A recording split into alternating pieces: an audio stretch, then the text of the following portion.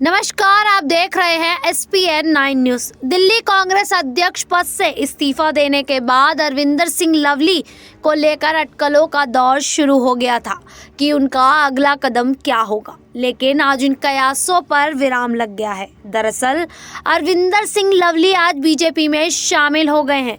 Lovely के साथ ही कांग्रेस नेता राजकुमार चौहान, अमित मलिक, नसीब सिंह और नीरज बसोया ने भी बीजेपी का दामन थाम लिया है।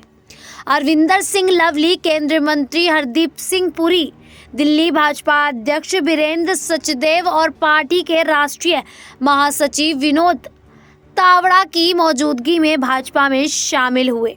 इस दौरान बीजेपी के राष्ट्रीय महासचिव विनोद तावड़े ने कहा कि रायबरेली में प्रियंका गांधी के पोस्टर लगे थे। कांग्रेस कार्यकर्ता चाहते थे कि प्रियंका गांधी रायबरेली से चुनाव लड़े, लेकिन राहुल गांधी आए और उन्होंने रायबरेली से नामांकन दाखिल किया।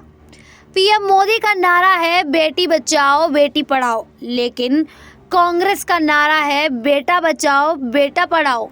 इस तरह की राजनीति से तंग आकर अरविंदर एस लवली भाजपा में शामिल हो गए हैं। अरविंदर सिंह लवली ने बीजेपी में शामिल होने के बाद कहा कि आप जानते हैं कि मैंने किन परिस्थितियों में दिल्ली कांग्रेस अध्यक्ष पद से इस्तीफा दिया। हमारे समर्थकों ने हमसे कहा कि आपको घर पर बैठने की ज़रूरत नहीं है। मैंने अपने इस्तीफे के बाद घर पर रहने का फैसला किया था, लेकिन हमें दिल्ली और देश के लिए लड़ने के लिए कहा गया। लवली ने कांग्रेस अध्यक्ष मल्लिकार्जुन खड़गे को भेजे गए अपने इस्तीफे में कहा था वो खुद को अपाहिज महसूस कर रहे थे, क्योंकि दिल्ली के वरिष्ठ नेताओं द्वारा लिए गए सभी सर्वसम्मत निर्णय को दीपक बावरिया द्वारा एक तरफा वोटों कर दिया गया था। लवली ने कहा था कि दिल्ली कांग्रेस यूनिट आपके साथ गठबंधन के खिलाफ थी, लेकिन पार्टी आलाकमान इसके साथ आगे बढ़ गया।